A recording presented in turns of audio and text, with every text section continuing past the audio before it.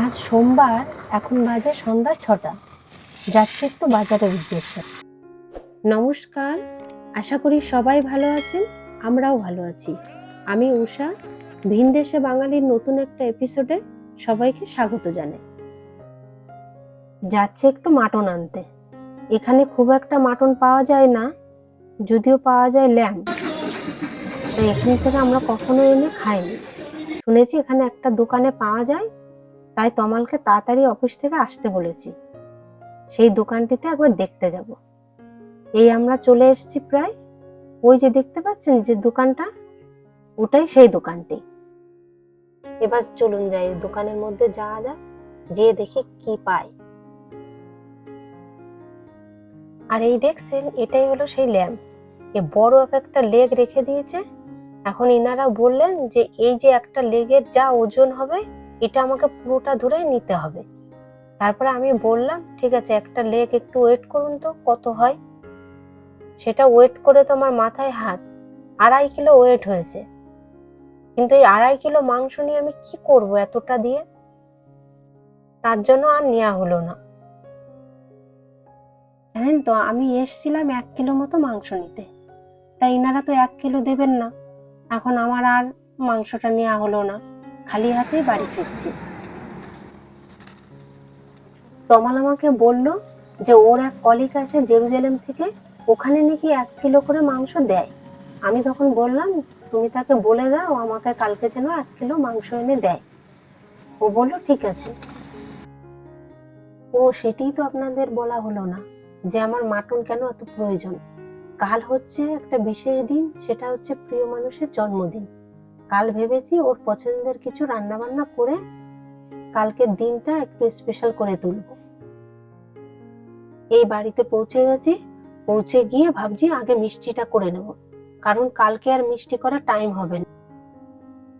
আজ পরের দিন সকাল সকাল পায়েসটা বসিয়ে দিলাম, কারণ আগে পায়েসটা করে নি, তারপরে আর সব রান্নাগুলো করব। এই একটু পায়েসটা ফুটে গেছে, কাজু কিশমিশ দিলাম, ফুটে গেলেই পায়েসটা নামিয়ে দেবো। এবার এদিকে আবার ডালটা বসিয়ে দিয়েছি। এই ডালটা একটু ভেজে নিয়েছি, একটু গন্ধ বেরোলেই সিদ্ধ করতে বসিয়ে দেবো।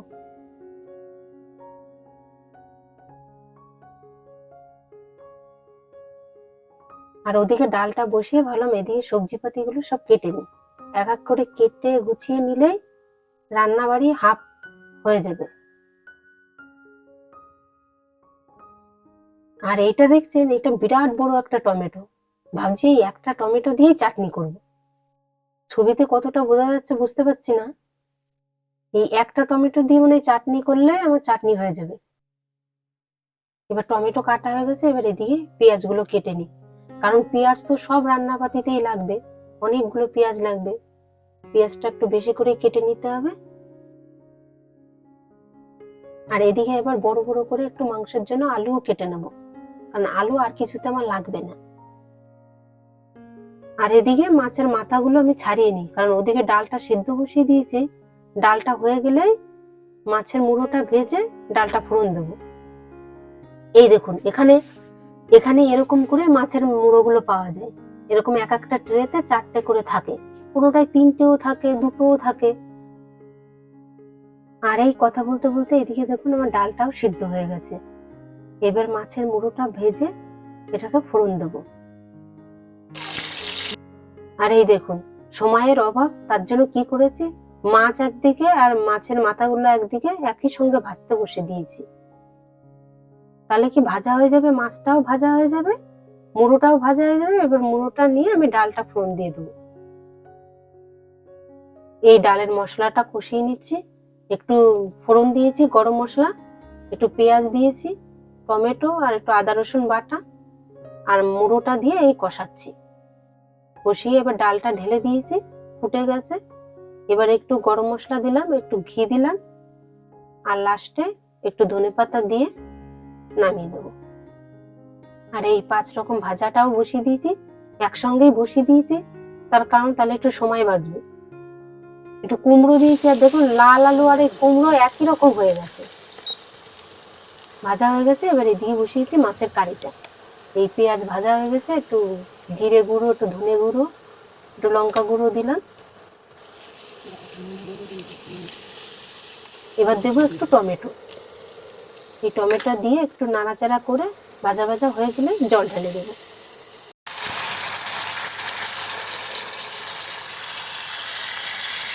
তারপরে দিয়ে দিয়েছি একটু জল দিয়ে ফুটে গেছে। এবার দিয়ে দিলাম মাছগুলো। মাছ দিয়ে একটু ফুটে গেলে একটু গরম মশলা দিয়ে নামিয়ে দেবো। এই মাংসটা এসে গেছে, তমাল নিয়ে এসছে অফিস থেকে আসার সময়। আর এই পিসগুলো কেটেছে খুব বড় বড় করে। আমি আর কিছু করব না, এই বড় করেই রান্না করব। ওদিকে আলুগুলো একটু ভেজে রেখেছি, দিয়ে একটু ফোড়ন দিয়ে দিলাম, শুকনো লঙ্কা, তেজপাতা আর একটু জিরে। এবার দিচ্ছি পেঁয়াজটা। এই পেঁয়াজটা আমি একটু গ্রেট করে নিয়েছি, বাটলে তো খুব মিহি হয়ে যেত, তার জন্য একটু গ্রেট করে নিয়েছি।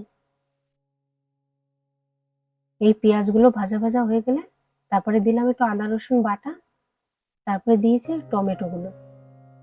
এটা একটু ভাজা ভাজা হয়ে আসলে একটু ধনে, একটু জিরে গুঁড়ো দিয়ে দেবো।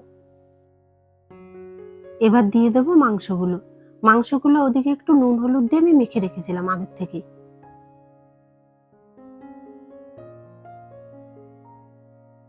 এবার মাংসটা দিয়ে আস্তে আস্তে ভালো করে কষিয়ে, যেই মাংসটার থেকে তেল ছেড়ে দেবে, এবার দিয়ে দেবো একটু জল। জলটা ফুটে গেলে এবার ভেজে রাখা আলুগুলো দিয়ে দেবো, একটুখানি ফুটিয়ে নিয়ে তারপরে প্রেসার কুকারে দিয়ে দেবো। আর এই প্রেসার থেকে নামিয়ে দিয়েছি, একটু দেখে নিয়েছি যে নরম হয়েছে কিনা। নরম হয়েছে। এবার একটু গরম মশলা দিয়ে দিলাম। আর দেখুন কি সুন্দর কালারটা হয়েছে, দেখেই মনে হচ্ছে ভালো হয়েছে। এবার এদিকে চাটনিটা বসিয়ে দিয়েছি, এই প্রায় হয়ে এসছে। এবার একটু কাজু, কিশমিশ, খেজুর আর একটু আমসত্ব দিয়ে একটু ফুটিয়ে নিয়ে নামিয়ে দেব। এবার বসিয়ে দিলাম পোলাওটা, একটু ঘি দিয়েছি। এবার একটু গরম মশলা ফোড়ন দিয়ে দিয়েছি, তারপরে দিলাম একটু কাজু আর কিশমিশ। এবার দেবো চালগুলো দিয়ে একটু ভেজে নেব, ভেজে নিয়ে একটু জল দিয়ে দেবো। এদিকে পোলাওটাও হয়ে গেছে। এবার চলুন খাবার দাবার রেডি করে ডাকি। চলুন এবার একটু দেখাই কি কি রান্না করলাম। এই দেখুন সব গুছিয়ে দিয়েছি, দিয়ে এবার ডাকবো খাওয়ার জন্য। দেখুন কি সুন্দর লাগছে সব খাবার দাবার গুলো।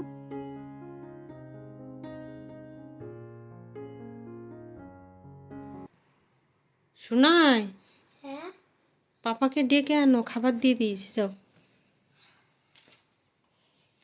পাপা, হ্যাপি বার্থডে টু ইউ।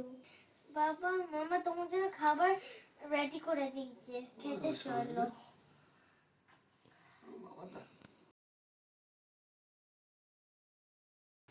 কত কিছু করেছো ভাবি। কে? শোনা, কি? তুমি আসো আমার সঙ্গে বসো। আমি এখানেই আছি। তুমি আসো। বাবা যাও, দেখিয়ে দাও একটু পাপাকে। শোনা কি কি করেছি। ও এদিকে আসো তো শোনা। এটা রাইস, পোলাও হুম, আর বেগুন ভাজা, বিরিয়ানি। ও ভাজাগুলো আগে বলে নাও। ভাজা, সঙ্গে মিষ্টিও আছে। আচ্ছা ভাজাগুলো একটু বলে নাও শোনা। কি ভাজা আছে বাবা? আর ওখানে মাছ ভাজাও আছে। এটা কি মামা? কুমড়ো ভাজা, কুমড়ো ভাজা। এটা আর এটা কি মামা? না না ও লাল আলু, লাল আলু ভাজা। আর এটা বকুলি ভাজা। আর এটা আলু ওটা ভাজা। ফুলকপি শোনা। এটা আলু ভাজা শোনা, এটা আলু ভাজা, এটা আলু ভাজা। আর এটা বেগুন ভাজা, এটা বেগুন। আরে এটা ওটাও ফুলকপি। কলিফ্লাওয়ার, এটা কলিফ্লাওয়ার ভাজা। এটা বেগুন ভাজা। আর এটা হলো মাছ ভাজা। আর এটা লং বিনস। বিনস। আর আর আর এখানে স্যালাডও আছে। এখানে পায়েস আছে। মামা এটা কি? এটা মাছের কারি শোনা। এটা হলো মাছের কারি। এটা মাটন। মাংস, মাটন। আর এটা মামা ডাল, মাছের মাথার ডাল। আর আর এখানে মিষ্টি আছে। আর এখানে 5 রকম মিষ্টি। এখানে এখানে পাপড় আর চাটনি আর সঙ্গে জলও আছে। বিরিয়ানিও বাবা তার সাথে। আরে আরে বলেছি তো বিরিয়ানি। বিরিয়ানি, ওরে বাবা, পায়েস।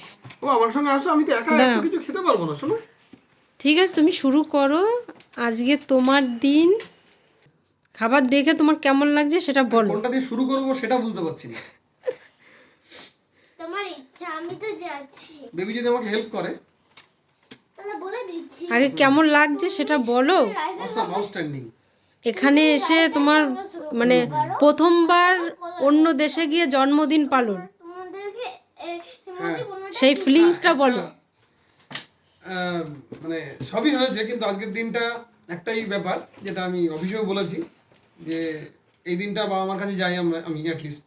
হ্যাঁ, গত বছর যাওয়া হয়নি, গত বছর আমরা দিল্লিতে ছিলাম এই সময়। তো এই বছরটাও হলো না, দেখা যাক, লেটস সি নেক্সট ইয়ার। কথা বলবো, খাও না। ঠিক আছে, খাবে শোনা। তুমি একটু ফোনটা এনে দাও তো, একটু ঠাম্মিকে ভিডিও কল করে দাও তো। যাও যাও যাও, পাপার মন খারাপ করছে। পড়ে যাচ্ছে পাপা। বলো বলো, তুমিও বলো শোনা। ঠাম্মি বলছে, বলো এটা কেন? বলো, তুমি বলো শোনা। Happy birthday to you papa. হ্যাঁ, পাপা, তুমি তো তোমার খাবার শেষ করে আমি তোমাকে বলবো যে আমি তোমাকে গিফট কে দেবো। কি দেবে ও? এখন বলবো না। সবই ভালোই ভালোই রান্না করে ফেললাম। যাই হোক, তমালের একটু মন খারাপ, কারণ এই দিনটিতে ও মা বাবার কাছে যায়। তাই এই প্রথমবার ও মা বাবার কাছে গেল না, তার জন্য ওর মন খারাপ। যাই হোক, ইভানি সেই জায়গাটা ওর পূরণ করে দিল। ইভানি সবকিছু নিয়ে নিয়ে ওকে খাইয়ে দিল।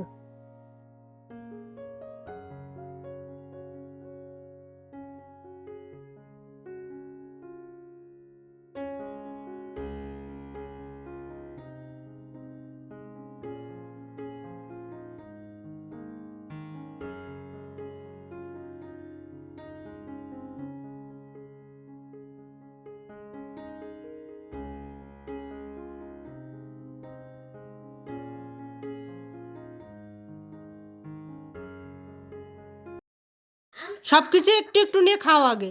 তুমি বলছি আগে বিরিয়ানি, বিরিয়ানি? নতুন ল্যাপটপ, আগে নতুনটা খাও, পোলাও। নতুন আমি চার্জ। সেটাই বললাম, আমি তো বুঝতে পারছি না যে কোনটা আগে খাবো কোনটা পরে।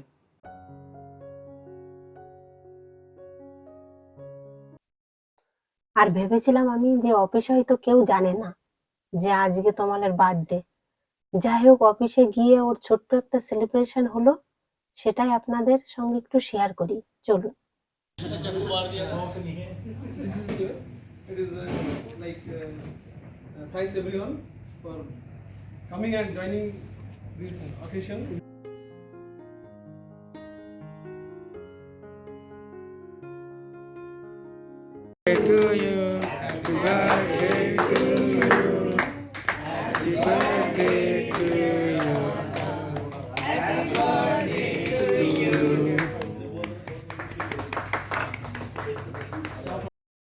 আজ তবে ভিডিওটা এখানেই শেষ করি। সবাই ভালো থাকবেন, সুস্থ থাকবেন, সাবধানে থাকবেন। আর আমার ভিডিওটা যদি ভালো লাগে তাহলে একটু কমেন্ট করবেন।